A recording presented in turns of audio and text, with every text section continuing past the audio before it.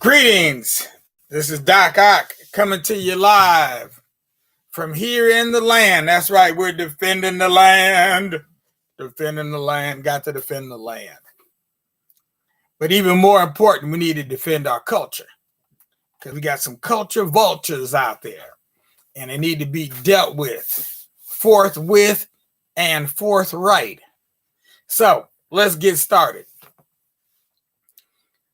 Proverb for today is an interesting one, to say the least. He who boasts much can do little.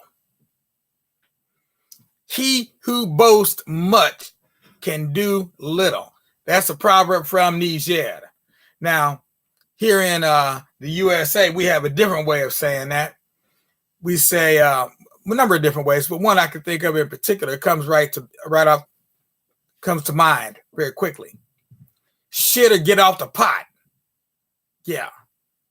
So when people start talking about medical care and how they're going to have a plan in 2 weeks, yeah, I think of this proverb. He who boasts much can do little. Or I think of the other one, shit or get off the pot. Sorry for that. I try to stay away from anything remotely political. But, it just seeps right in because everything is all connected anyway. So, matter of fact, this poem speaks to that as well. So, the poem for today that you haven't never heard on an album, on a Gil Scott-Heron album, I'm quite sure, is called What You See Ain't What You Gets, or Gets. That's Goetz. I don't know if y'all remember him, but this was the man that shot a young brother on a subway train because he thought he was going to do something. And so he took his life. Didn't think that young man's life was worth living or that he could be reformed or anything like that. Just decided to just take it in the blink of an eye. So what you see ain't what you get. And it will relate to the story. You'll see how after a little bit here. What you see ain't what you get.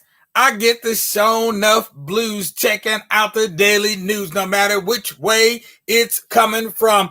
I'm told I'm supposed to choose. Just accept the newsman's views. But that show ain't no happy medium. You see, all I want facts, but blow-dried hairdos is getting into the act because reporters are expert observers. They establish social trends, deciding who's out and who's in, and rush in with the tragedies that unnerve us. Syndicated columnists looking to get their asses kissed because they're the big shots of political affairs, and the anchorman's job is to look extra suave while they're trying to convince us that they care, while the radio commentator is a 5-minute narrator whose news is perpetually grim and his ego is blown. He's got a real great baritone, but the cameras ain't never on him.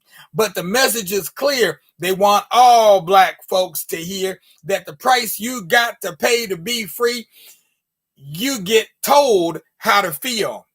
You get told what is real.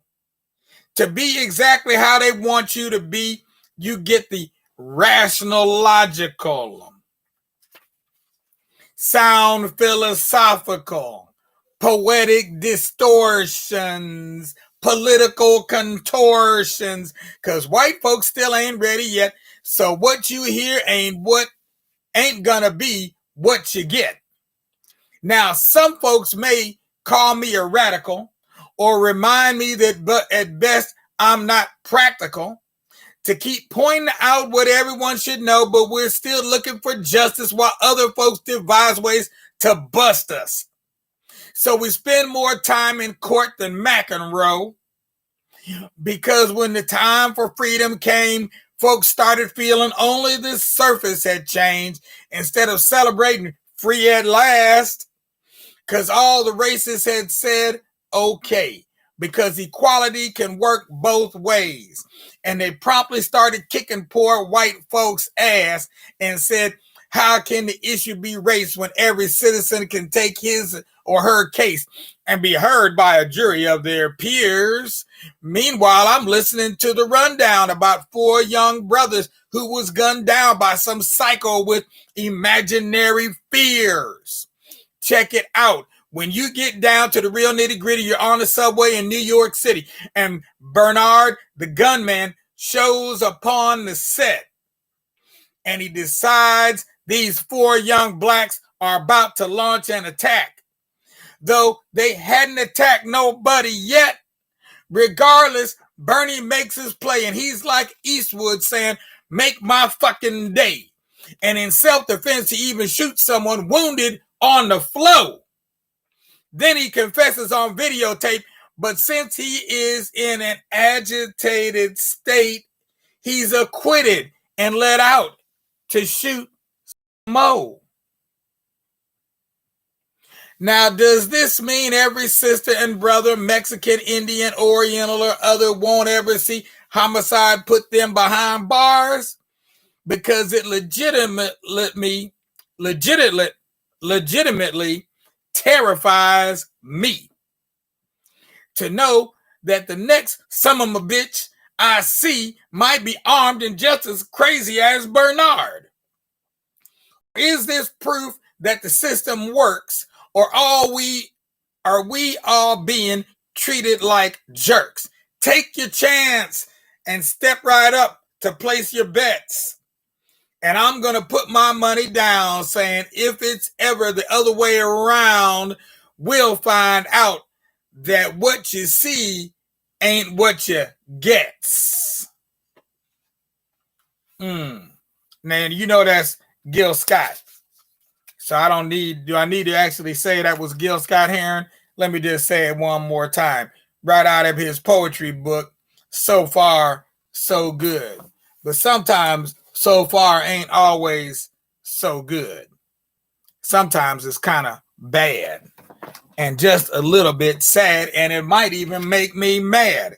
It definitely ain't making me glad when I'm thinking about Brianna and all the others, because it's a whole long list that I can't even get into, but they will all be missed. In the meanwhile, we're moving on to our second act here. The second act, Mary Ellen Pleasant was a tall, slender black woman with dark eyes and sharp, distinctive features. The light-skinned 35-year-old woman had no trouble finding work as a domestic in the homes of wealthy San Franciscans in the year 1849. Her employers were pleased by her stately bearing, her maturity, and the fact that she knew her place. They hardly took notice of her, but she gleaned all she could from them. While her employers and their dinner guests entertained themselves with talk of business, investment, and speculation, she pretended to busy herself with serving them their multi-course meals. Without anyone knowing her true identity or intentions, Mary Ellen Pleasant was privy to inside information of business transactions and lucrative deals, all of which she turned into sizable profits. Her performance was masterful. Mary Ellen Pleasant's past is clouded by mystery, and her life itself is an enigma. Virtually every facet of her life is debated by historians, from her birthplace and parentage to her free status and her net worth. Some say that Mary Ellen was born a slave in Georgia, but she claims she was born free in Philly at 9 Barley Street on August 19, 1814. She believed that her father was a native Kanaka from Polynesia, but it is rumored that he was a Southern slaveholder or a Cherokee Indian. Her mother, a black woman, was probably from Louisiana, but we don't really know. What is known is that she was not raised by her birth parents. It was not atypical for children to be sent away if their parents had the opportunity to advance their offspring's station in life. When she was 6 years old, Mary Ellen was sent to live with a Quaker family, the Hussies, on the island of Nantucket, 30 miles off the Atlantic coast. She stated, "I never knew why I was sent there. And about all I know is that my first recollections of life dated from Nantucket." The nature of her status with her foster family is uncertain. They were to see that she was educated, but instead they reportedly kept the money sent to provide that education for themselves. Whatever the case, Mary Ellen regretted the fact that she never received a formal education while in Nantucket. However, the lack of such did not keep her from being successful. The facts of Mary Ellen's life are confusing, and perhaps she wanted it that way. She may have refuted rumors of a slave past, hoping to distance herself from it. A connection to slavery may have been detrimental to a person's reputation or advancement in society. Or perhaps she had simply denied being a slave for so long that it became the truth for her. While fact and fiction may never all be sorted out, Mary Ellen did leave Nantucket Island when she was 14 or 15. She returned to Philly. She had grown into an attractive young woman who was very sure of herself. There's an older picture of her. She became acquainted with a rather well-to-do black man, a Bostonian named James Henry Smith, who was an ardent abolitionist. The two fell in love and were married around 1833. When she was 19 years old, Smith had a successful contracting business, and he and Mary Ellen used their money to support the Underground Railroad, assisting fugitive slaves in Philly. When her husband died after 4 years of marriage, he left Mary Ellen with two things: a sizable inheritance and his wishes for her involvement in the abolitionist movement to continue. Mary Ellen moved back to Nantucket, where in 1847, at age 33, wait a minute. Oh, okay, I see, 1833. Now she's at age 33. She married John James Pleasance, with an S on the end, a second cousin of Thomas. Oh, reportedly a former slave of John Hampton Pleasance, a second cousin of Thomas Jefferson. Her husband had lived in Virginia and New Bedford, Massachusetts, a hotbed of abolitionist activity. Moving back to the mainland, she became even more impassioned in her fight against slavery. And when a contingent of East Coast abolitionists moved to the Western United States, she and her husband followed suit. Mary Ellen arrived by ship in San Francisco around 1849. Some accounts say 1852. During the gold rush era, her husband either came with her or arrived at a later date. They left behind her young daughter, Lizzie J. Smith, in the care of someone else, much like she grew up. Mary Ellen planned to capitalize on the opportunities that abounded in gold country. Whether it was by design or not, she realized that she could learn a great deal from the dinner conversations of successful businessmen whom she served. Their discussions offered plenty of opportunities to witness all sorts of business transactions and hear invaluable information. Mary Ellen needed to learn how to invest her fortune, and these gentlemen knew a lot about making money. Mary Ellen Pleasant, the S was later dropped from their name, once described herself in these words: "I am a whole theater all to myself." Indeed, it was quite an act she put on in San Francisco, one that involved masking who she really was and what she did. When she arrived in the city, good cooks were scarce, and Mary Ellen reportedly had people bidding for her services for up to $500 per month. No one even suspected that their housekeeper, or mammy, as she was sometimes referred to, enjoyed a sizable inheritance. Researchers have speculated that she had from $15,000 to upward of $50,000 to her name. Now, mind you, that's equivalent to being a millionaire right about now. That's a lot of cheddar. Mary Ellen lent money to others at 10% interest and speculated in real estate and other entrepreneurial efforts. By 1855, she had purchased several laundries and small businesses. Her investments in property and the stock markets were sound, and she amassed great sums of money. She also spent a great deal of her earnings on worthy causes, befriended many in need, and took on proteges to promote their careers. While Mary Ellen worked as a domestic, her husband John Pleasant was a cook on a sea vessel. They may not have always lived together, but for 20 years they worked in unison against the injustices of slavery. Little is known of their daughter Lizzie. She did come west to California and was married to a Mr. R. Barry Phillips in 1865. Mary Ellen threw them a wonderful celebration, but Lizzie reportedly passed away while she was still in her 20s. And we're going to drop off right about there. Oh, yeah, we should be able to finish this by tomorrow. That's my goal. Get this done in 2 sessions. So Mary Ellen Pleasant, as we're going to see, she earned the name, the mother of civil rights.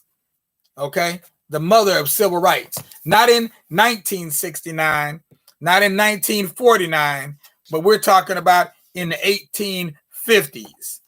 1850s on the West Coast in the city of San Francisco, California. That's right. Where they're famous for rice-a-roni, the San Francisco treat. But what they haven't told us about is Mary Ellen Pleasant, a woman who just couldn't be beat. So tomorrow we will be back here again at noon. Meanwhile, look for us tonight. We'll be finishing up the story of Biddy Mason, another Black woman, tough as nails, but gentle as a summer breeze. Oh, yes, we're going to talk about all of these Black women that y'all ain't never heard about before, but you definitely know their stories, at least as much, if not more, than Rosa Parks, because these are Rosa Parks' predecessors. That's right.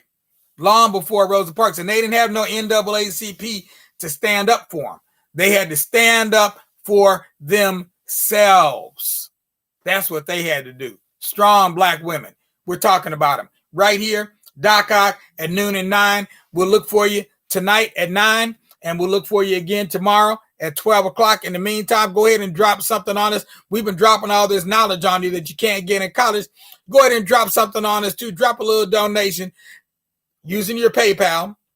Just send us a little donation to kkhemet@gmail.com. That is our email address. You can send it right there. KKHE.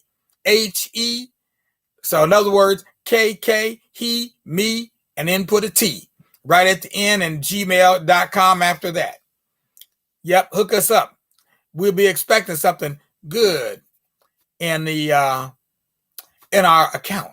We'll be looking for it. And in the meanwhile, y'all stay peaceful.